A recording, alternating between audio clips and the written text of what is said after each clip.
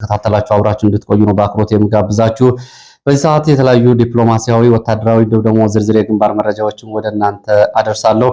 በራያ ቆቦ ቀጠና ከማለዳ ጀምሮ እየተደረገ ባለው ውጊያ ከሰዓት በኋላ የአየር ድብደባን ጨምሮ እንደዚሁ ውጊያው የተለያዩ ቦታዎችን አካቶ ቀጥሏል። ከዚህ ጋር በተያያዘ ያሉ ዝርዝር መረጃዎችን አደርሳለሁ። አብራችሁ እንድትቆዩ ነው በአክብሮት የምጋብዛችሁ። እንደዚሁም ደግሞ ኢትዮጵያና ኤርትራን ዲፕሎማሲያዊ ግንኙነት በተመለከተ አዲስ መረጃ አለ። ይህንን መረጃ ወደ እናንተ አደርሳለሁ። ቀድማይ ተመልካቾቻችን እንደምታስታውሱት ሰሞኑ እንግዲህ የብልጽግና የሚዲያ ሰራዊት ኢትዮጵያና ኤርትራን በተመለከተ አዲስ ዲፕሎማሲ ግንኙነት መጀመሩን በአሜሪካ በጀርባ በኩል ድርድር እየተደረገ መሆኑን በተደጋጋሚ ሲገልጹ ነበር። ከዚህ ጋር በተያያዘ ዛሬ ከአዲስ አበባ ያገኘኋቸው የመረጃ ምንጮች ያጋሩኝን መረጃ በዚህ ሰዓት ወደ እናንተ አደርሳለሁ። እንግዲህ ኢትዮጵያና ኤርትራ ላለፉት 2 ዓመታት በቃላት ጦርነት ከዛም አለፍ ሲል ደግሞ ከፍተኛ ወታደራዊ ውጥረት ውስጥ ነው የቆዩት። በዚህ በኢትዮጵያ ኤርትራ ጣልቃ እየገባች ታጣቂዎችን እያስታጠቀች በኢትዮጵያ ውስጥ ጉዳይ ጣልቃ እየገባች ነው ስትል፣ ኤርትራ ደግሞ አሰብና ሉዓላዊ ግዛቴን ለመንጠቅ ዛቻና ወታደራዊ ማስፈራሪያ እየፈጸመች ነው በሚል አንዱ ባንዱ ላይ የተለያየ የሚዲያ የፕሮፓጋንዳ እንዲሁም ደግሞ ዓለም አቀፍ ዲፕሎማሲ እየተከተሉ ነው የቆዩት። ከዚህ ጋር በተያያዘ ያለው አዲስ መረጃ ምንድን ነው የሚለውን በተመለከተ አብራችሁ ስትቆዩ የምትሰሙት ይሆናል። እንደዚሁ መቀሌም በተመለከተ እንደዚሁ ከዲፕሎማሲያዊ ጉዳዮች ጋር የተያያዘ አዲስ መረጃ አለ። ባለፈው ሚያዝያ 30 በኋላ ስልጣን የያዘው የደብረ ጽዮን ቡድን አዲስ ዲፕሎማሲያዊ መረጃ ይህን በተመለከተም እንደዚሁ ወደ እናንተ አደርሳለሁ። ይህ በእንዲህ እንዳለ መቀሌ አካባቢ ያሉ ሌሎች ተጨማሪ መረጃዎችንም ወደ እናንተ አደርሳለሁ። እንደዚሁም ደግሞ ውጊያ በቀጠለባቸው የደቡብ ጎንደር ቀጠናዎች አሁናዊ ሁኔታውን በተመለከተም እንደዚሁ ዝርዝር መረጃዎችን ወደ እናንተ አደርሳለሁ። እናንተ የሚጠበቅባችሁ እነዚህን አጭር ደቂቃዎች አብራችሁ መቆየት ብቻ ነው። ከዚህ ባሻገር እንደዚሁ ኢትዮጵያና ሱዳን ተያያዥ በሆኑ አጠቃላይ በሱዳን አካባቢ ያሉ አሁናዊ ሁኔታዎችን በተመለከተም አጫጭር መረጃዎችን፣ የምስራቅ አፍሪካ የጦር መሳሪያ ዝውውርን በተመለከተም እንደዚሁ አዳዲስ መረጃዎችን አደርሳለሁ። እንግዲህ የዓለማችን የውጥረት ቀጠና በጦርነት በረሃብ እንዲሁም ደግሞ በርስ በርስ እና በቀውስ የሚታመሰው የምስራቅ አፍሪካ ቀጠና በተመለከተ አዳዲስ መረጃዎች ናቸው ያሉ። ወደዚህ ቀጠና እንግዲህ የጦር መሳሪያ ዝውውር ከመካከለኛው ምስራቅ እንዲሁም ደግሞ ከሩቅ ምስራቅ ጨምሮ ያሉ መረጃዎችን በዚህ ሰዓት ወደ እናንተ አደርሳለሁ።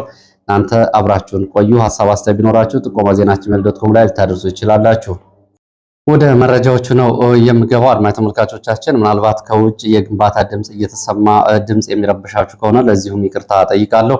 ወደ መረጃዎቹ ነው በቀጥታ የሚሄደው። ወደ መረጃዎቹ ሲሄድ የብልጽግና የሚዲያ ገጽታ ግንባታን የተመለከተ መረጃ አስቀድማለሁ። ከዚህ ጋር በተያያዘ በዓለም ላይ የማህበራዊ ሚዲያ ተጽዕኖ ፈጣሪ የሆኑ የማህበራዊ ሚዲያ ፈጣሪዎችን ወደ አዲስ አበባ ለማምጣት በብልጽግና በኩል እንቅስቃሴ እየተደረገ ነው የሚል መረጃ ነው የመጀመሪያው መረጃ።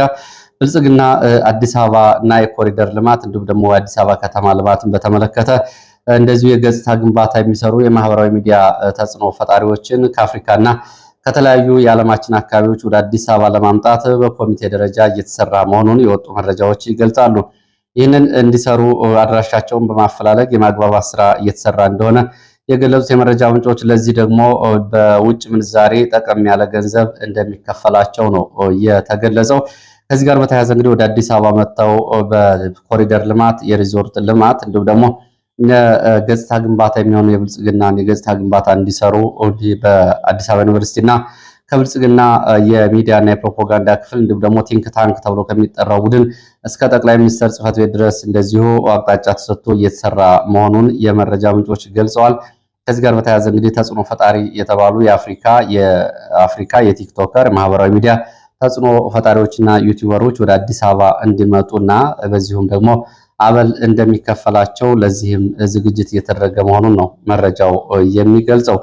ሌላው መረጃችን ወደ ፓርላማ የሚወስደን ነው። በፓርላማ ከሚያዝያ 26 ጀምሮ የግል ጋዜጠኞች የፓርላማ ዜናዎችን እንዳይሰሩ መከልከላቸውን በተመለከተ ዛሬ ሸገር ኤፍኤም ሰፋ ያለ ዘገባ ይዞ ወጥቷል። ሸገር ኤፍኤም የሚመለከታቸውን አካላት ለመጠየቅ ያደረገው ሙከራ እንዳልተሳካለት ገልጿል። ከባለፈው ሚያዝያ 26 ጀምሮ ወደ ፓርላማ በመግባት በፓርላማ የሚደረጉ የቋሚ ኮሚቴ ስብሰባዎችን፣ የሚቀርቡ ሪፖርቶችንና አጠቃላይ የፓርላማውን የስራ እንቅስቃሴ የተመለከቱ ዘገባዎችን ሚዲያዎች፣ የግል ሚዲያዎች እንዳይዘግቡ መከልከሉ ነው የታወቀው። ይህ እንግዲህ በመብት ሆኖ በፓርላማው እንዲሁም ደግሞ በህገ መንግስቱና በሌሎች ጉዳዮች የሚዲያ ክፍት መሆን አለበት ቢባልም አሁን በፓርላማ ገብተው እንዳይዘግቡ ተከልክለዋል። የዚህ መነሻ ምክንያቱ ደግሞ ባለፈው ሚያዝያ 26 ሪፖርተር ጋዜጣ 98 ቢሊዮን የኢትዮጵያ ብር በባለስልጣናትና በታዋቂ ግለሰቦች መዘረፉንና ይህንን በፓርላማ የቀረበ ሪፖርትን ዋቢ አድርጎ መዘገቡን ተከትሎ በህዝብ የተነሳውን ቁጣ ተከትሎ ሚዲያዎች እያጋለጡ ነው በሚል ነው ይሄ ክልከላ እየተደረገው። ያው እንግዲህ ተግባሩን ሳይሆን ወደ ህዝብ እንዳይደርስ የሚዲያ ፈና እየተሰራ ነው የሚገኘው። ከዚህ ጋር በተያያዘ እንግዲህ ሪፖርተር ጋዜጣ ባለፈው ያወጣውን ዘገባ ፖሊስም ለማስተባበል ሞክሯል። የቁጥር ልዩነቶችን በማምጣት ወደ 78 ቢሊዮን ብሩ ዝቅ ለማድረግ ፖሊስ ሞክሯል። እንዲሁም ደግሞ 133 ሚሊዮን የአሜሪካ ዶላር የሚለውን የውጭ ምንዛሬ ትንተና ሲያቀርብ ብዙዎቹ እንደገና ትዝብት ላይ እየወደቀበት ጉዳይ ነው። ከዚህ ጋር በተያያዘ ትናንትና በወጡ መረጃዎች ደግሞ ከዚህ ጋር በተያያዘ ምርመራ እየተደረገባቸው ካሉ ግለሰቦችና ባለሀብቶች እንደዚሁ ገንዘብ ከፍለው በአዲስ አበባ በቦሌ ኤርፖርቱ በዚህ በኩል ወደ ውጭ የወጡ ሰዎች ስለመኖራቸው እንደዚሁ መረጃዎች ጠቁመዋል። ወደ ሌሎች መረጃዎች ሄዳለሁ። ወደ ሌሎች መረጃዎች ሲሄድ የሱዳንና የኢትዮጵያ ጉዳይ ተዛማጅ ጉዳይ ነው።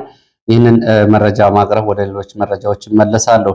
የሱዳን ጦርነቱ ከተጀመረ በኋላ ከባድ የተባለውን የተቀናጀ የአየር ጥቃት በፈጥኖ ደራሽ ኃይሉ ወይ ደግሞ በአርኤስኤፍ ላይ መክፈቱን አስታውቋል። የሱዳን ጦር ወይም ደግሞ የአልቡርሃን ጦር ሶስተኛ ቀኑን የያዘ መጠነ ሰፊ የአየር ጥቃት ዘመቻ መጀመሩን የሱዳን ሚዲያዎች ዘግበዋል። ጥቃቱ ኒያላ ተብሎ በሚጠራው አየር ማረፊያ፣ በዳርፉር ቀጠናዎች፣ በወታደራዊ ሰፈሮች፣ በወታደራዊ የዲፖዎች አካባቢ እየተፈጸመ ያለው በአርኤስኤፍ ላይ ይሄ ጥቃት ተከፍቷል። በዚህ ጥቃት የአርኤስኤፍ የአየር ማኮብኮቢያዎች እንዲሁም ደግሞ ወታደራዊ የጦር መሳሪያ ማከማቻ ዲፖዎች እና ወታደራዊ ይዞታዎች ከፍተኛ ጉዳት ደርሶባቸዋል። ከዚህ ጋር በተያያዘም እንደዚሁ ጥቃቱ ወደ ዳርፉር ደቡብ ዳርፉር መስፋፋቱን መረጃዎች ጠቁመዋል። ይህ በእንዲህ እንዳለ የሱዳን የውጭ ጉዳይ ሚኒስትር ለአሜሪካ ምስጋና አቅርበዋል። የአሜሪካ ምክር ቤት ኮሚቴ በሱዳን የፈጥኖ ደራሽ ኃይሉ አርኤስኤፍ ተብሎ የሚጠራው ቡድን የዘር ጭፍጨፋ ፈጽሟል የሚለውን የአሜሪካ የምክር ቤት ኮሚቴ አባላት መቀበላቸውን በተመለከተ ነው የሱዳን የውጭ ጉዳይ ሚኒስተር ምስጋና ያቀረቡት።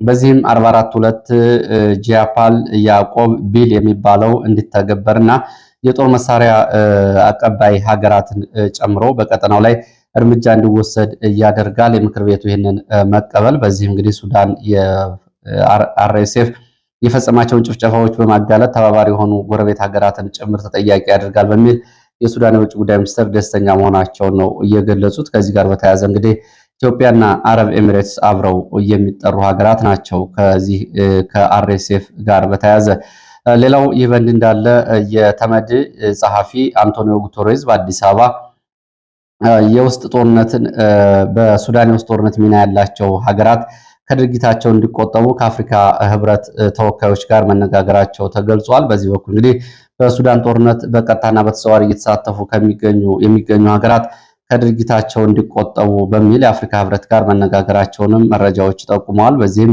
አዲስ አበባና ካይሮ ፊት ለፊት ስማቸው ስለመነሳቱ መረጃዎች ጠቁመዋል።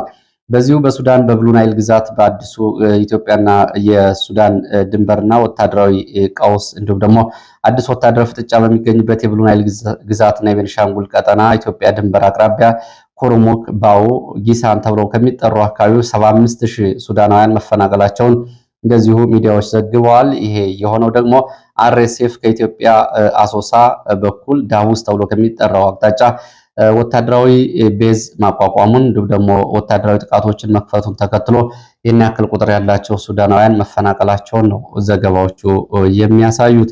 እንግዲህ የሱዳንና የኢትዮጵያ ጉዳይ ያው ተያያዥነቱ በተመለከተ ባለፈው እንግዲህ የኢትዮጵያን መንግስት የሚቃወሙ ታጣቂዎችን በማስታጠቅ የኢትዮጵያ መንግስትን በተመሳሳይ እንደዚሁ የአልቡርሃንን ጦር የሚዋጉ የአርኤስኤፍ እና ተባባሪ ታጣቂዎችን በማስታጠቅ አንዱ በአንዱ ጉዳይ ላይ ይገኛሉ።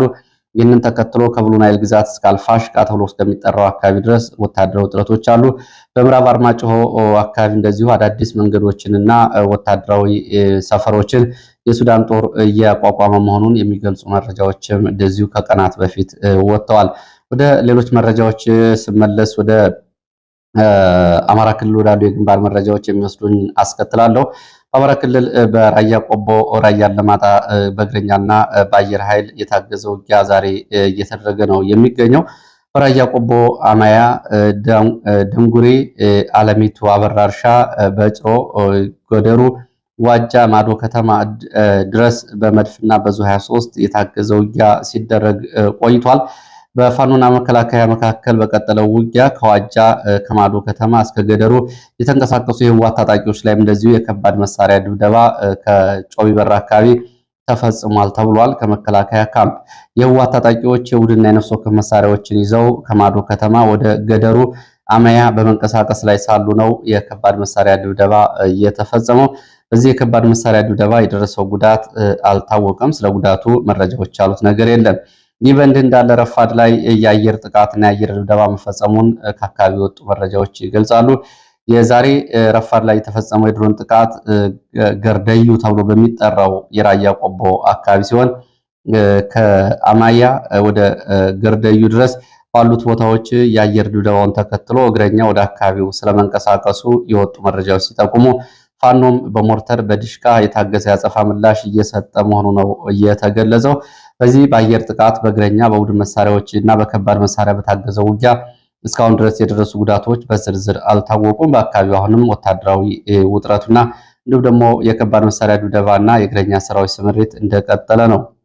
በዚህ ሳምንት እንግዲህ የአየር ኃይል ጥቃትን በተመለከተ በተለያዩ አካባቢዎች የአየር ኃይል ጥቃትና ስምሪት ተጠናክሮ የቀጠለ መሆኑን መረጃዎች ያሳያሉ። በደብረ ታቦር ቀጠና ከማህደረ ማርያም እስከ እስቴ ድረስ ከእስቴ እስከ ስማዳ እንዲሁም ደግሞ በደራና በአካባቢው የድሮን ስምሪቶችና የድሮን ጥቃቶች ተፈጽመዋል። በተመሳሳይ በምዕራብ ወሎ መካነ ሰላም እንዲሁም ደግሞ ተንታና መቅለላን ጨምሮ ወግድና አካባቢ የድሮን ስምሪት ሲሆን ወግድ የድሮን ጥቃቶች ተፈጽመዋል። በሸዋ መንዝና አንኮበር ይፋት ቀጠናዎች የድሮን ስምሪቶች ተሰጥተዋል። ከዚህ ባለፈ እንግዲህ በሰሜን ወሎ ራያ ቆቦና እንዲሁም ደግሞ በደቡብ ወሎ አምባሰል ቀጠናዎች የድሮን ስምሪቶች ተሰጥተዋል። ባለፉት 2 ቀናት 3 የድሮን ጥቃቶች ሲፈጸሙ 8 የድሮን ቅኝቶችና አሰሳዎች መፈጸማቸውን የወጡ መረጃዎች ያሳያሉ። ይሄ ከምርጫው ጋር በተያያዘ የተሰጠ ስምሪት እንደሆነም መረጃዎች ጠቁመዋል። ወደ ሌላው መረጃችን እንግዲህ ሰሞኑን መነጋገሪያ ከሆኑት መረጃዎች መካከል ኢትዮጵያና ኤርትራን የተመለከተ መረጃ ነው። አድማጭ ተመልካቾቻችን በዚህ ጉዳይ ላይ የተገኘውን መረጃ መሰረት ማድረግ የተለያዩ አካላት በዚህ ጉዳይ ላይ ያላቸውን ምላሽ ለማካተት ጥረት ተደርጓል። የተገኘው መረጃ ግን ይህንን ነው የሚያሳየው። ዛሬ ከአዲስ አበባ የተገኘው መረጃ እንደሚያሳየው ኢትዮጵያና ኤርትራን ግንኙነት በሚል የልዑካን ቡድን ለማደራጀት እንቅስቃሴ መጀመሩን የመረጃ ምንጮች ገልጸዋል። አዲስ አበባ ውስጥ እንቅስቃሴ ተጀምሯል የሚል መረጃ ያደረሱት የመረጃ ምንጭ ይህንን በተመለከተ የሚከተለውን መረጃ አድርሰዋል። የፐብሊክ ዲፕሎማሲ በሚል ከተለያዩ ማህበረሰብ ክፍሎች እና ከተለያዩ ተቋማት አዲስ ቡድን እንዲዋቀር እንቅስቃሴ እየተደረገ መሆኑን የገለጹት የመረጃ ምንጮች ከኢትዮጵያ ኦርቶዶክስ ተዋሕዶ ቤተክርስቲያን በኩል ይሄ መረጃ እንደደረሳቸው የመረጃ ምንጩ ገልጸዋል። በቤተክርስቲያኗ በኩል ለዚህ ፐብሊክ ዲፕሎማሲ በሚል ሰዎች እንዲወከሉ ጥሪ መቅረቡን የመረጃ ምንጮች ገልጸዋል። ተወካዮችን እንዲያቀርቡ መጠየቃቸውን የገለጹት የመረጃ ምንጭ ፐብሊክ ዲፕሎማሲ የሚባለው አደረጃጀት ወደ ተለያዩ የውጭ ሀገራት የሚጓዝ ሲሆን በዚህም የመጀመሪያው ጉዞ ወደ ኤርትራ ሊሆን እንደሚችል የመረጃ ምንጩ ገልጸዋል። በዚህ ጉዳይ ላይ እንግዲህ መረጃ የጠየቅናቸው የውጭ ጉዳይ ሚኒስቴር ባልደረቦች ደግሞ ስለ ጉዳዩ የሚያውቁት ነገር እንደሌለ ነው የገለጹት። ከዚህ ጋር በተያያዘ ደግሞ የጌታቸው ረዳ የቅርብ ሰዎች የሆኑ ወደ መረጃዎቹ እንቀጥላለን። ወደ መረጃዎቹ ስንቀጥል ሰሞኑን መነጋገሪያ ከሆኑት ጉዳዮች መካከል ኢትዮጵያና ኤርትራን የተመለከተ የዲፕሎማሲ ጉዳይን የተመለከተ መረጃ ነው። ኢትዮጵያና ኤርትራን ግንኙነት በሚል የልዑካን ቡድን ለማደራጀት በአዲስ አበባ እንቅስቃሴ ስለመጀመሩ የመረጃ ምንጮች ገልጸዋል። አንድ የመረጃ ምንጭ ለኢትዮ ፎከስ እንደገለጹት የፐብሊክ ዲፕሎማሲ በሚል ከተለያዩ የማህበረሰብ ክፍሎች የተወካዮችን የማዋቀርና ቡድን የማደራጀት እንቅስቃሴ እየተደረገ ነው ብለዋል። ከኢትዮጵያ ኦርቶዶክስ ተዋሕዶ ቤተክርስቲያን የወጣ መረጃ እንደሚጠቁመው ከቤተክርስቲያኗ ለፐብሊክ ዲፕሎማሲ ተወካዮችን እንዲያቀርቡ መጠየቃቸውን ገልጸዋል። የመረጃ ምንጩ ፐብሊክ ዲፕሎማሲ የሚለው አደረጃጀት ወደ ተለያዩ ሀገራት እንደ ጉዞ እንደሚያደርግ የተገለጸላቸው ሲሆን አንዱ መዳረሻ አስመራ እንደሚሆን ገልጸዋል። እንግዲህ ይህንን በተመለከተ እስከዚህ ሰዓት ድረስ ያለው መረጃ ይሄ ነው። መቼ እንዴት የሚለው ግን ወደፊት ገና ጊዜ የሚወስድ ይሆናል ብለዋል። በዚህ ጉዳይ ላይ መረጃ የጠየቅናቸው የውጭ ጉዳይ ሚኒስትር ባልደረቦች ደግሞ ስለ ጉዳዩ የምናውቀው ነገር የለም ሲሉ ምላሽ ሰጥተዋል። ይህንን በተመለከተ በአስመራ በኩል እስካሁን ድረስ ምንም የተባለ ነገር የለም። ከዚህ ጋር በተያያዘ ቀደም ብሎ የብልጽግና የሚዲያ ሰራዊት ከኤርትራ ጋር የዲፕሎማሲ ግንኙነት መጀመሩን በተደጋጋሚ ቢገልጹም በኤርትራ በኩል እስካሁን ድረስ ስለ ጉዳዩ እየተሰጠ ማብራሪያ የለም። ለጌታቸው ረዳ ቅርበት ያላቸው ሌሎች የመረጃ ምንጮች ደግሞ ጌታቸው ረዳ በዚህ ጉዳይ ላይ ተጠይቆ ነበር፣ የማውቀው ነገር የለም የሚል ምላሽ እንደሰጣቸው ተናግረዋል። ጌታቸው ረዳ እንግዲህ የአብይ አህመድ የአፍሪካ ጉዳዮች ልዩ አማካሪ ከመሆኑ አንጻር ይህንን ጉዳይ ሊያውቅ ይችላል በሚል ጠይቀውት ግን ምላሹ አላውቅም የሚል እንደሆነ ነው የተገለጸው። ይህ በእንዲህ እንዳለ ከአፍሪካ ህብረትና ከኢጋድ የተለያዩ ሀገራት አምባሳደሮች ተውጣጣ ቡድን ወደ መቀሌ ሊያመራ እንደሆነ የመረጃ ምንጮች ገልጸዋል። ወደ መቀሌ ይሄዳል ተብሎ የተባለው ቡድን ህወሓት ቀደም ብሎ በአሜሪካና በእንግሊዝ ኤምባሲ በኩል ለአዲስ ድርድር ሀሳብ አቅርቦ ውድቅ ከተደረገበት በኋላ ነው ይሄ ቡድን ጉዞ ያደርጋል የተባለው። አሁን በቀጣይ ሳምንት ከአዲስ አበባ ወደ መቀሌ ይጓዛል ከተባሉት የአፍሪካ ህብረትና የኢጋድ አባላት ጋር የተለያዩ አገራት አምባሳደሮች አብረው ይጓዛሉ ተብሏል። ይህንን በተመለከተ ህወሓት አዲስ ድርድር ፍላጎት እንዳለው በተደጋጋሚ እየገለጸ ነው። የፌዴራል መንግስቱ የደብረጽዮን ቡድን ህገወጥ ነው በሚል በጀትና ተዛማጅ ጉዳዮችን መከልከሉ እንደዚሁ መረጃዎቹ ጠቁመዋል። ይህም ውጥረቱን አባብሶታል። በቆቦ ቀጠና ካለው ተጨማሪ መረጃ ቆቦ ቀጠና ባይባዋና አማያ እንዲሁም ደግሞ ኩቢ ቀረንሳ ቢጭሮ ጮይበር ግንባር ከገርደዩ ወደ ጮይበር በሁለት ግንባሮች በተደረገው ዘመቻ ዋልካ መንደር ተብሎ በሚጠራው አካባቢ በከባድ መሳሪያ ድብደባ ሲቪሊያን ላይ ጉዳት መድረሱን እንደዚሁ ከላይኛው መረጃ ጋር የተያያዙ መረጃዎች ይጠቁማሉ። መቀሌ ያለውን ሁኔታ በተመለከተ ደግሞ እነ ደብረ ጽዮን ጀነራል ታደሰ ወረደ ደጋፊ ናቸው ያሏቸው ባለስልጣናት ላይ እንደዚሁ እርምጃ መውሰዳቸውን ቀጥለዋል። ከኃላፊነት በማንሳት እና በቁጥጥር ስር እየዋሉ ነው የሚገኙት። የትግራይ ጊዜያዊ አስተዳደር ፖሊስ ኮሚሽን በትላንትናው ዕለት ከኃላፊነት ተነስቷል። ጀነራል ገብረ ዲላ ዛሬ ደግሞ ጀነራል ነጋሽ የሚባለው የትግራይ ታጣቂዎች የሰው ሀብት ዋና አስተዳደር ኃላፊ ከኃላፊነት ተነስተዋል። ቀደም ብሎ በቁጥጥር ስር የዋሉት የትግራይ ጊዜያዊ አስተዳዳሪ ጽሕፈት ቤት የፕሬዝዳንት ጽሕፈት ቤት ኃላፊ ዶክተር ገብሩ ካሳይ የትግራይ ብልጽግና ፓርቲ ተወካይ እስካሁን ድረስ በቁጥጥር ስር እንደዋሉ መሆናቸውን መረጃዎች ገልጸዋል። ወደ ደብረታቦር ቀጠና ስንመጣ በደብረታቦር ቀጠና ፋኖ ሁለቱን ከተሞች ለቆ መውጣቱን መረጃዎች ገልጸዋል። ትላንትና ምሽት በውጊያ የተቆጣጠረውን እስቴ መካነ ኢየሱስ ከተማን ፋኖ ሌሊቱን ለቆ ወጥቷል። በተመሳሳይ ዛሬ ማለዳ እንደዚሁ ይዞት የነበረውን ወገዳ ስማዳ ከተማም እንደዚሁ ለቆ ወጥቷል። ከሌሊት እስከ ረፋድ ድረስ ከተደረገው ውጊያ በኋላ ነው ፋኖ ከተማውን ለቆ የወጣው። ረፋድ ድረስ ሸሪፍ ጎዴ፣ ጉቶ፣ ጊዮርጊስ፣ ዳቦ መውቂያ፣ ኳስ ሜዳ ተብሎ በሚጠሩ የወገዳ ከተማ አካባቢዎች በቡድን መሳሪያ የታገዘ ከፍተኛ ተኩስ እንደነበር የመረጃ ምንጮቹ ገልጸዋል። ከሰዓት በኋላ ተኩሱ ሙሉ በሙሉ ቆሟል ብለዋል የመረጃ ምንጮቹ። ይህ በእንዲህ እንዳለ ጋይንት ንፋስ መውጫ ከተማ የተያዙ ወጣቶች እንደዚሁ ጉና ክምር ድንጋይ በማምጣት በመከላከያ ስለመገደላቸውና ስለመረሸናቸው መረጃዎች ጠቁመዋል። በሚያዝያ ወር ብቻ በንፋስ መውጫ ቀጠና ጋይንት እስካሁን ድረስ ከ47 በላይ ሰዎች ተረሽነዋል። ዲያቆናትን፣ ካህናትን፣ ሴቶችና ታዳጊ ወጣቶችን ጨምሮ ብለዋል የመረጃ ምንጮቹ። ንፋስ መውጫ፣ ሳሊ፣ መንታውሃ፣ ጉናን ጨምሮ በርካታ ወጣቶች ተረሽነዋል። ዛሬ ይህ በእንዲህ እንዳለ ደግሞ ንፋስ መውጫ ሌላ መረጃ ወጥቷል። ንፋስ መውጫ ፋኖ በንፋስ መውጫ ቀጠና ፋኖ ለወራት ያሰለጠናቸውን ምልምል የፋኖ አባላት አስመርቋል። ንፋስ መውጫ ከተማ ብልጽግና ከጠራው የድጋፍ ሰልፍ ጋር በተያያዘ ሁለት ወጣቶች ንፋስ መውጫ ከተማ ዋቢ ህፃናት ማሳደጊያ ተብሎ የሚጠራው ማዕከል ፊት ለፊት ዛሬ ስለመገደላቸው የወጡ መረጃዎች ገልጸዋል።